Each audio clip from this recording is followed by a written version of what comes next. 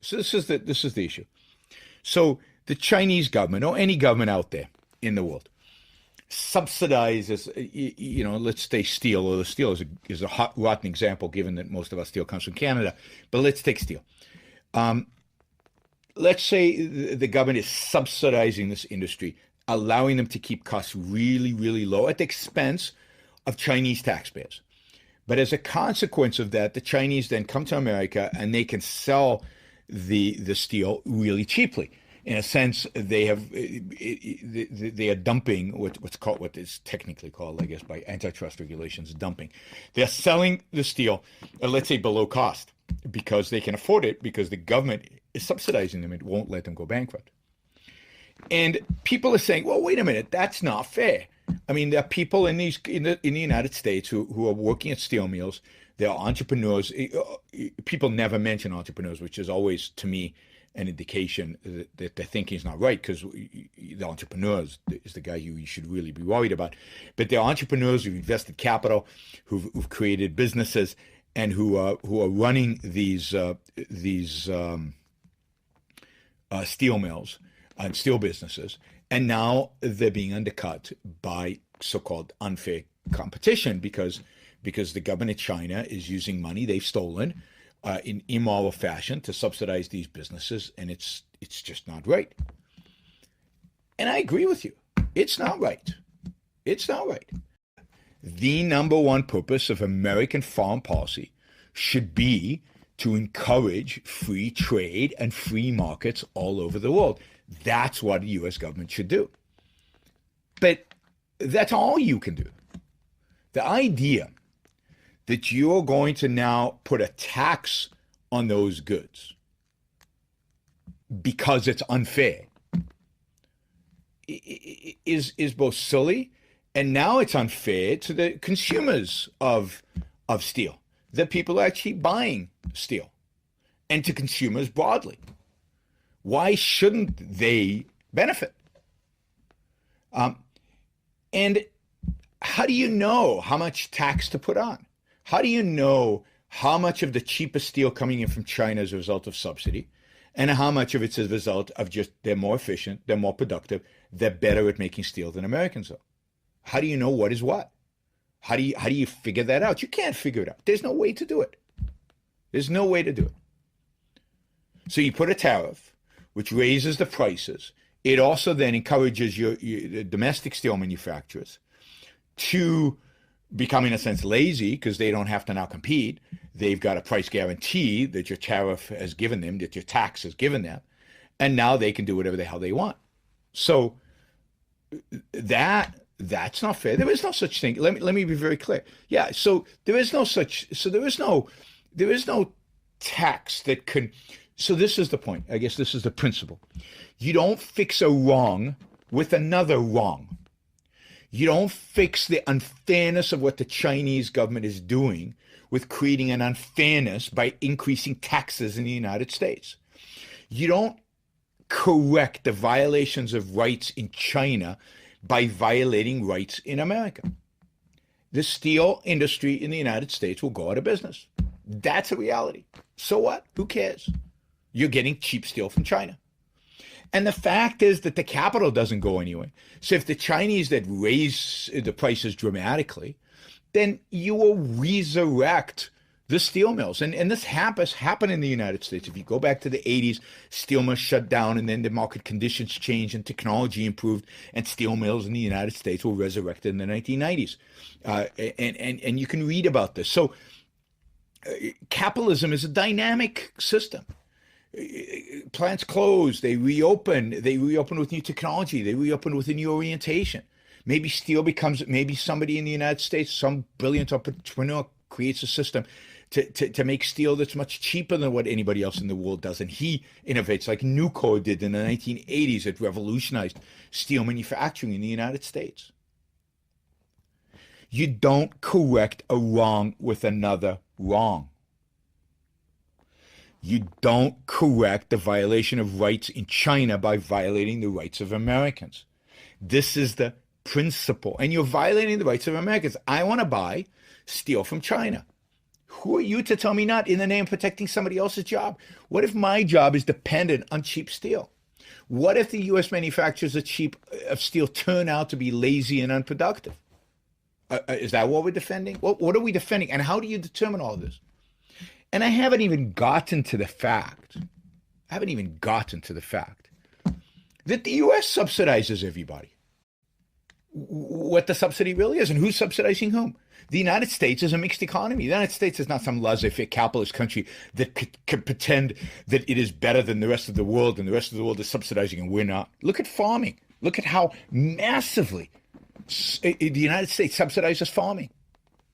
Does that justify the rest of the world raising tariffs on U.S. food? I mean, who suffers if they do? Yes, some of our farmers would suffer, but even more, the people consuming the food in those countries. They're getting cheap food at American taxpayers' expense. And if they were smart, they would lower tariffs to zero and take the cheap food. We're paying for it. Why not take it? So you've got a mixed economy in the United States. You've got a mixed economy in China. It's not the job of government to protect particular industries. It's not the job of government to protect particular employees. It's not the job of government to protect anyone except from physical force. And the Chinese are not using physical force against Americans. They're using physical force against their own people. So they are violating the rights of the Chinese people. So you know what? What we should do? Say a lot of you, well, some of you, I don't want to badmouth you, some of you, let's violate Americans' rights in order to fix the problem. You shouldn't take an economic approach to any of these issues first, because you can't. You are not a central planner. You're not smart enough, none of us are, to figure out the economic consequences of subsidies and tariffs and taxes and regulations and limiting this and excluding that. And you're not smart enough. Nobody is. You don't know what the consequences are. That's what economics should teach you. That's what you know, that when you intervene in the economy with taxes and tariffs and regulations and controls, and you try to defend one industry at the expense of the other industry, we know from reading economics in one lesson, you should know from reading economics in one lesson, that the consequences of all that can only be negative. Nothing good can come of it. Nothing good can come of it. If you're a laissez-faire capitalist, you should support the U.S. government doing as little as possible. There's no such thing as fair trade. All there is free trade. All there is free trade. And the only rights-respecting, economically sound policy, and the practical and the moral, I did a show on this, the practical and moral are the same. The only, I'll say this again, rights-respecting, economically sound trade policy is to unilaterally lower tariffs to zero. You know, there's a wonderful book about 19th century Michigan in which the author describes how Dow from Dow Chemical, the original Dow, broke the German cartel. Those days there were no tariffs, and one of the things, for example, that Dow did was the cartel. There was a certain chemical that Dow was producing. It was producing it more efficient than the Germans. So what the Germans decided to do is to sell that chemical in the United States below Dow's prices, and take a huge loss themselves on everything, with the idea that they drive them out of business, and then they would raise prices. But to do that, they had to get the money from somewhere. They raised prices in Germany. So in Europe, they raised prices. It's called The Empire Buildings by Bud Folsom. The Empire Buildings by Bud Folsom. In order to achieve this, they raised prices in Europe, and they lowered dramatically prices in the United States. I mean, Dow, in the book, Robert Folsom describes the many different ways in which Dow broke the cartel. But the one that kind of sticks in my mind, because it's so brilliant, so simple yet brilliant, and is this: what Dow did is he spent huge amounts of money buying the German chemical here in the United States at below cost of production, well below cost of production. he shipped it to Europe and sold it there below their price and basically destroyed them. And that was the final straw. He'd fought them and fought them and fought them and found ways around them and beaten them over and over and over again. And then he did this and destroyed them. The idea that China can afford to keep subsidizing the steel industry at such a level so that they lose money and lose money and lose money, and that the U.S. can't deal with that U.S. steel manufacturers can't deal with that we as an economy, particularly if we move towards more freedom and less regulations and lower taxes and a real more vibrant capitalist economy, we can't deal with that, is a joke. That says the statists are more powerful than the capitalists. That statism is more powerful than freedom, and that's just not true. So I'm not scared of the Chinese. There's one issue on which I think we need to be very, very tough on China. And I've said this many times before, and that's the issue of intellectual property rights or property rights more broadly. If the Chinese steal the Intellectual Property Rights of Product Acts, then we should not put tariffs on it. You don't put tariffs on stolen property. You ban the importation of that good into the United States. Let's say that there's a manufacturer of phones that has basically stolen Apple's intellectual property in China and is manufacturing phones there and wants to ship into the United States. No, you ban the importation of that phone. You sue them in whatever courts you can. You confiscate their shipments in the high seas. This is what we have a Navy for. You tell your allies not to accept shipments of those phones. It is stolen property, and that is the one job of the U.S. government, is to protect the lives and property of American citizens. Yeah, I'm all for that. If you're making and this is done, I think, if you're making fake Gucci purses and you're trying to ship them into the United States, that's illegal. Well, the same is true of intellectual property. So find where they violated the intellectual property and stop them. By the way, just factually, in terms of importing steel from China, China is the 10th or 11th importer of steel to the United States in terms of volume. The number one importer of steel to the United States is Canada. I don't think Canada is subsidizing its steel industry any more than we're subsidizing our steel industry. They're just better at it. They're more efficient at it. They're more productive at it. Their companies are more innovative.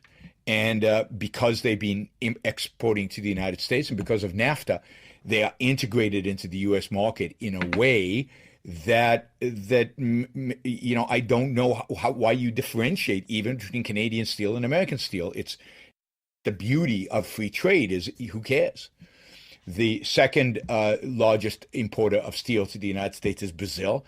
I don't know why it's cheap to make steel in Brazil, but let me guarantee you this. There's very little likelihood that the Brazilian government could be subsidizing steel because they don't have any money. Brazil is a poor country that has no money. So Brazil is the second importer. Third importer is Mexico. Again, NAFTA. My sense is that probably a lot of American steel manufacturers went to Mexico to produce steel in Mexico. Why do we care? We still get it's American steel. Who cares? And then the fourth is South Korea. Again, does South Korea subsidize steel? Maybe, but they subsidize automobiles and they subsidize their televisions. Should we put a tariff on Samsung televisions because they're subsidized? Oh, Americans don't make televisions, so we're not trying to protect any jobs. All right, I hope I've dealt with this. I hope this is, I don't have to deal with this again because this is a question that keeps coming back, but I think we've settled it. Now, I know you can't ask me questions and that you probably have more questions on this, but if you have more issues around this question of, isn't it, it's fairness of their subsidy, again, stop thinking about these things economically and start thinking about the issue of individual rights.